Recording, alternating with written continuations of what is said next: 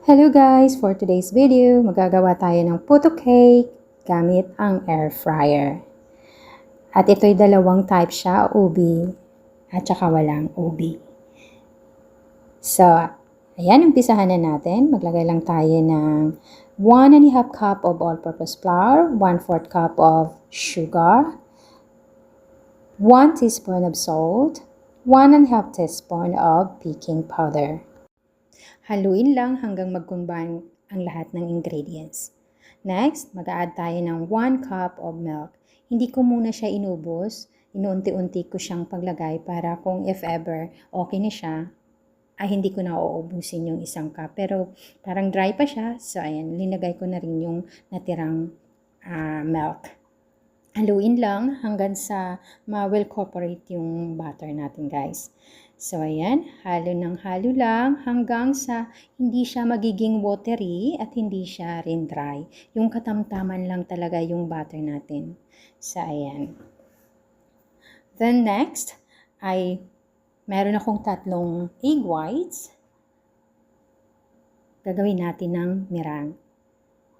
Then, ilalagay yung 1 teaspoon of lemon juice. Pwede rin kayong gumamit ng cream of tartar. Pero dahil wala akong cream of tartar, so lemon juice ang linagay ko. Then sunod, ay dahan-dahanin na natin ilagay yung 1/4 cup of sugar. Dahan-dahan lang ang paglagay para yung alam mo yung texture ng meringue natin ay hindi siya yung parang nabigla siya. So dahan-dahan lang yun yung technique kung paano ilagay yung sugar para yung texture niya ay maganda. So, haluin lang ng maayos hanggang mag-stiff cake na siya. Pero hindi talaga yung pinaka-stiff cake talaga, yung tama lang din. Na ngayon, ihahalo na natin yung meringue sa butter natin. Dahan-dahanin lang, hindi muna lahat. Mga nasa sa inyo na. Tsaka yung pag-fold niya is yung pag-fold is like a letter G. Hindi yung halu-haluin kasi para yung air ng meringue is nandyan pa rin. So, i-add lang ang mga natitirang meringue slowly at hanggat sa maubos na siya at saka maging well corporate na po siya lahat.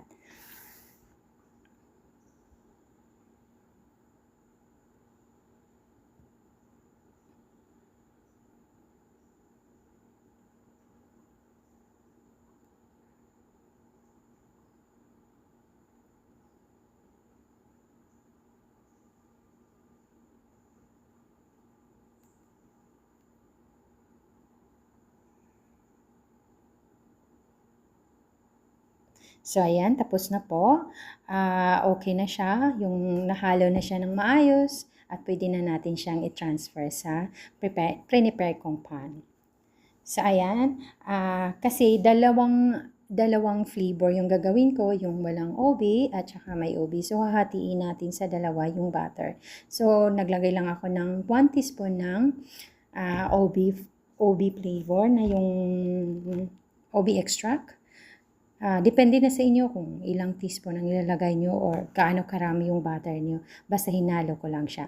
Ayan guys, yung paglagay pala dyan sa pan, kailangan sabay siya. Kung merong namang tutulong sa inyo, mas maganda. Pero ako kasi ako lang.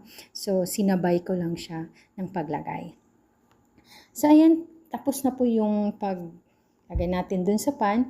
At ngayon ay maglalagay na tayo ng toppings. Yung nilagay ko pala dito guys is cheddar cheese kasi wala akong ibang cheese. Yan lang talaga. So, yung iba naman, naglalagay sila ng salted egg. After ko maglagay ng cheese at i-bake na natin to sa ating air fryer for 150 for about 30 minutes. Plus, take note guys, after 25 minutes, dapat i-check natin kung talagang okay na siya. So, ayan guys, after 25 minutes, i-check natin kung wala nang natitira, ipupok lang ng yung stick lang. Kung may natira pa, add more 5 minutes. So, after 5 minutes, trinay ko uli, ayun, okay na siya.